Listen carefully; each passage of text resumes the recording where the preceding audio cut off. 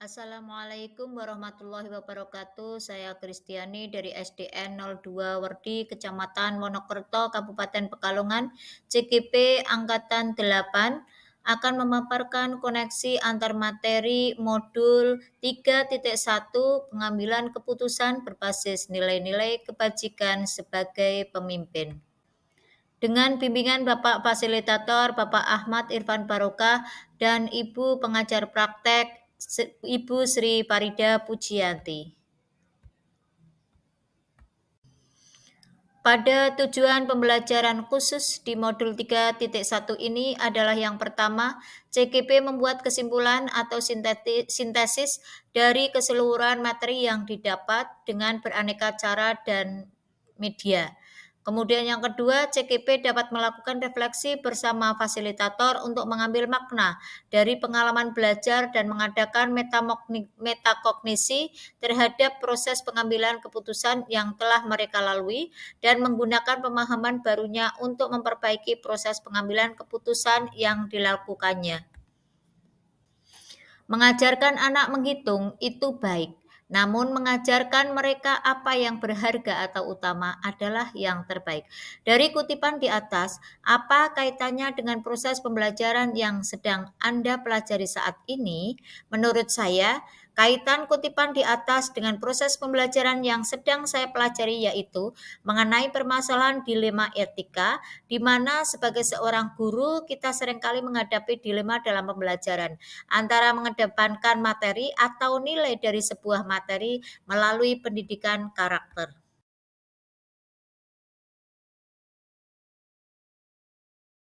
Bagaimana Anda sebagai seorang pemimpin pembelajaran dapat berkontribusi pada proses pembelajaran murid dalam pengambilan keputusan Anda? Sebagai pemimpin pembelajaran, maka kita harus dapat menuntun siswa untuk tumbuh dan berkembang sesuai dengan kodrat dan zamannya, sehingga siswa akan mendapatkan kebahagiaan melalui merdeka belajar. Pengambilan keputusan dalam pembelajaran harus mengutamakan kebutuhan belajar murid yang dapat dilaksanakan melalui pembelajaran berdiferensiasi. Menurut Anda, apakah maksud dari kutipan ini jika dihubungkan dengan proses pembelajaran yang telah Anda alami di modul ini? Jelaskan pendapat Anda. Pembelajaran pada modul ini memberikan pengetahuan bagaimana untuk mengambil sebuah keputusan yang berupa dilema etika atau bujukan moral dengan memperhatikan nilai-nilai kebijakan universal, tanggung jawab, dan berpihak pada murid. Kutipan tersebut merupakan dilema etika yang dapat diputuskan melalui 9 langkah pengambilan keputusan.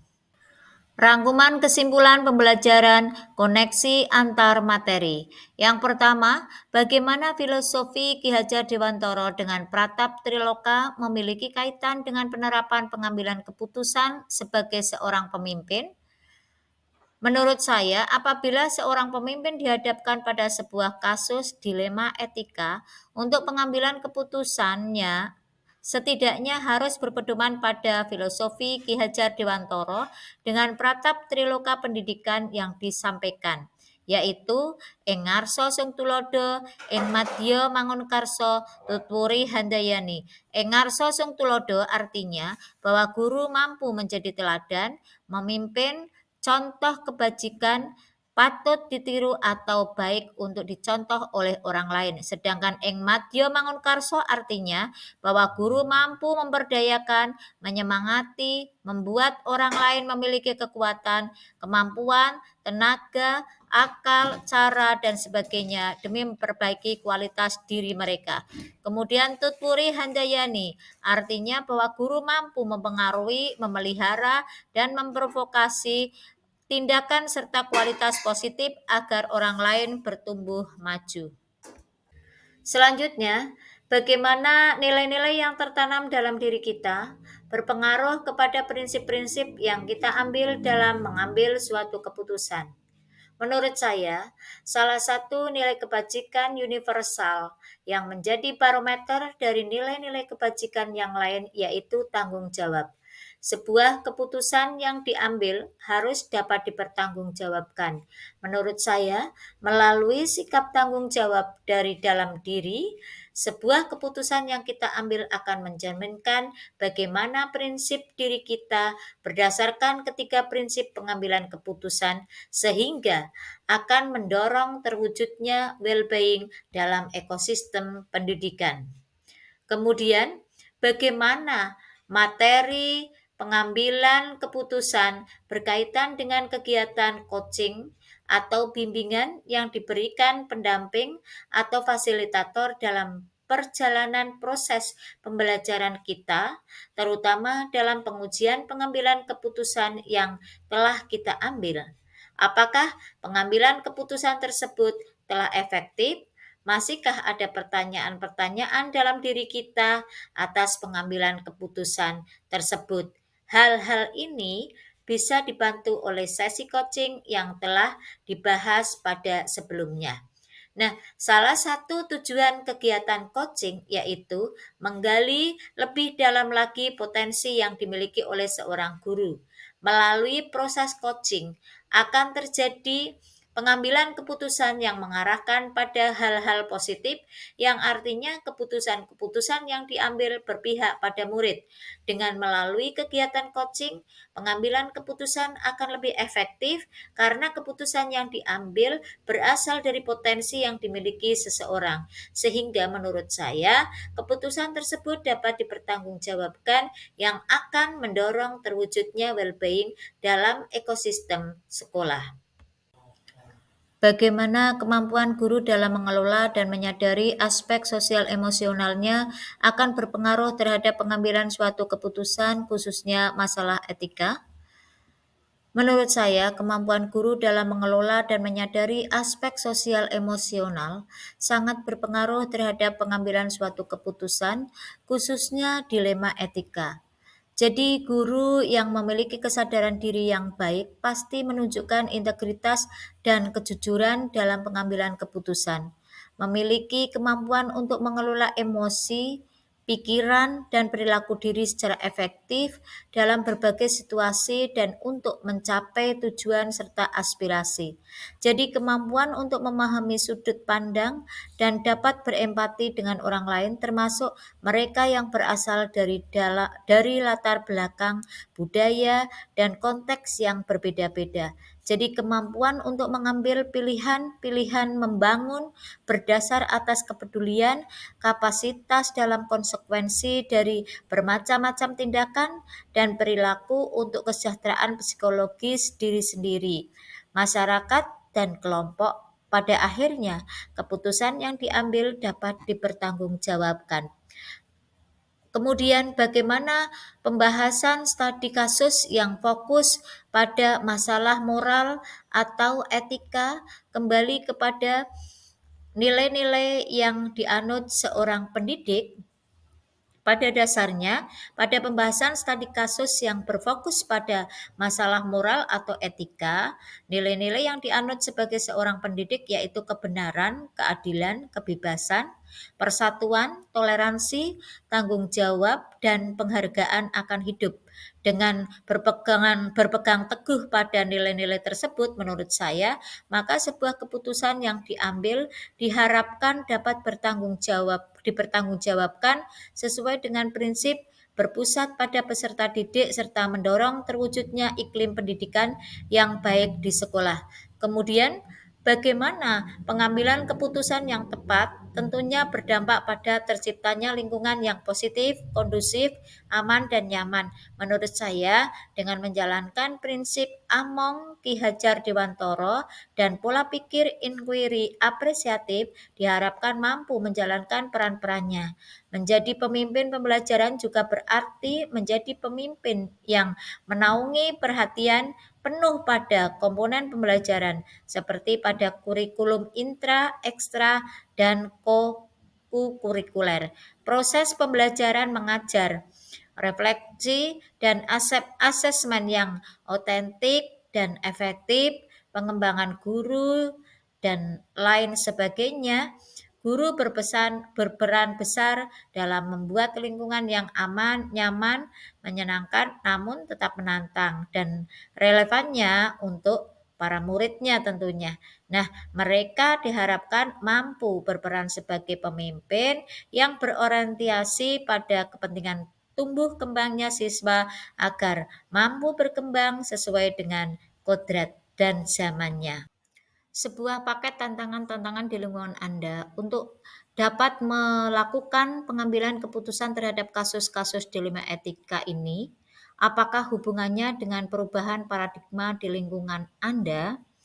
Tantangan-tantangan dalam menjalankan pengambilan keputusan diantaranya adalah adanya pemikiran dari tiap individu atau kelompok yang berseberangan.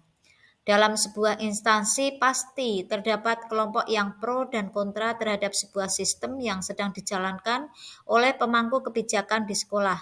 Nah, seharusnya semua ekosistem yang ada di sekolah saling berkolaborasi untuk mewujudkan tujuan bersama. Dalam benturan antar kelompok sangat berkaitan dengan perubahan paradigma di lingkungan sekolah, yaitu yang pertama, individu lawan kelompok. Kemudian yang kedua, rasa keadilan lawan rasa kasihan. Tiga, kebenaran lawan kesetiaan. Dan keempat adalah jangka pendek lawan jangka panjang. Kemudian, apakah pengaruh pengambilan keputusan yang kita ambil ini dengan pengajaran yang memerdekakan murid-murid kita? Bagaimana kita memutuskan pembelajaran yang tepat untuk potensi murid kita yang berbeda-beda? Keputusan yang kita ambil berpengaruh terhadap pengajaran yang memerdekakan murid, seperti keputusan bagaimana menyusun strategi pembelajaran yang dapat mengakomodir kebutuhan belajar siswa tentunya. Nah, keputusan tersebut berpengaruh terhadap pengajaran yang memerdekakan murid. Membuat keputusan pembelajaran yang tepat untuk potensi murid dapat kita awali dengan mengetahui kesiapan, minat, dan profil belajar murid. Jika kita sudah mengetahui ketiga unsur tersebut, selanjutnya kita dapat memutuskan strategi pembelajaran yang sesuai mengakomodasi kebutuhan belajar setiap siswa melalui strategi pembelajaran berdiferensiasi, konten, proses, ataupun produk. Bagaimana seorang pemimpin pembelajaran dalam mengambil keputusan dapat mempengaruhi kehidupan atau masa depan murid-muridnya? Seorang pemimpin pembelajaran sudah seharusnya mengambil keputusan yang bijaksana. Pengambilan keputusan yang bijaksana memperhatikan nilai-nilai kebajikan universal, tanggung jawab, dan keputusan tersebut haruslah berpihak pada murid agar kehidupan masa depan murid dapat terpenuhi dengan baik. Apakah kesimpulan akhir yang dapat Anda tarik dari pembelajaran modul materi ini dan keterkaitannya dengan modul-modul sebelumnya? Menurut saya, berdasarkan keterkaitannya dengan modul-modul sebelumnya dan pembelajaran yang ada pada modul 3.1 ini, saya tarik kesimpulan bahwa pengambilan keputusan kita haruslah mendasar pada atau berdasarkan pada tiga unsur, yaitu nilai-nilai kebajikan universal, bertanggung jawab terhadap segala konsekuensinya, dan berpihak pada murid.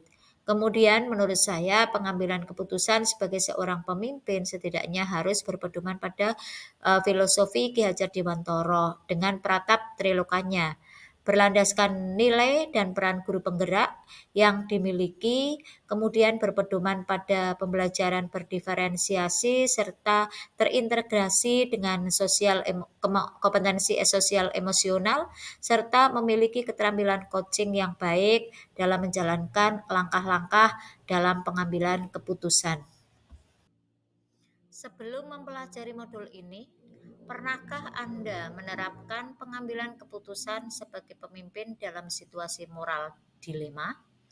Bila mana pernah, apa bedanya dengan apa yang Anda pelajari di modul ini? Pernah. Saya pernah mengalami menerapkan pengambilan keputusan dengan dilema etika. Saat itu saya mengalami kasus dilema etika berdasarkan paradigma individu lawan kelompok. Saat itu saya jujur hanya mengandalkan keputusan hasil akhir yang tidak merugikan kedua belah pihak. Setelah saya selesai mempelajari modul ini, ternyata sebuah kasus dilema etika perlu diselesaikan dengan langkah-langkah pengambilan dan pengujian keputusan agar apa yang diputuskan dapat dipertanggungjawabkan dengan baik. Bagaimana dampak mempelajari konsep ini buat Anda? Perubahan apa yang terjadi pada cara Anda dalam mengambil keputusan sebelum dan sesudah mengikuti pembelajaran modul ini? Setelah mempelajari modul ini, kita sebagai seorang pemimpin pembelajaran dalam mengambil keputusan tidak boleh hanya berpandangan bahwa kita memiliki otoritas dan dapat mengontrol siswa secara penuh. Tetapi keputusan yang kita ambil harus berlandaskan pada nilai-nilai kebajikan, tanggung jawab, dan berpihak pada murid. Keputusan yang diambil dapat melalui langkah-langkah pengambilan keputusan dan pengujian keputusan. Seberapa penting mempelajari topik modul ini bagi Anda sebagai seorang individu dan Anda sebagai seorang pemimpin? Sebagai seorang pemimpin pembelajaran, maka mempelajari modul ini sangatlah penting menurut saya, di mana keputusan yang diambil harus berdasarkan beberapa pertimbangan, sehingga keputusan yang diambil dapat dipertanggungjawabkan serta tidak merugikan salah satu pihak yang nantinya akan menimbulkan kekacauan. Dengan mempelajari modul ini, menurut saya, diharapkan setiap keputusan yang diambil adalah langkah kebijaksanaan dan paling terbaik untuk jangka panjang, bukan hanya jangka menengah ataupun jangka pendek. Demikian pemaparan materi dari saya. Terima kasih. Wassalamualaikum warahmatullahi wabarakatuh.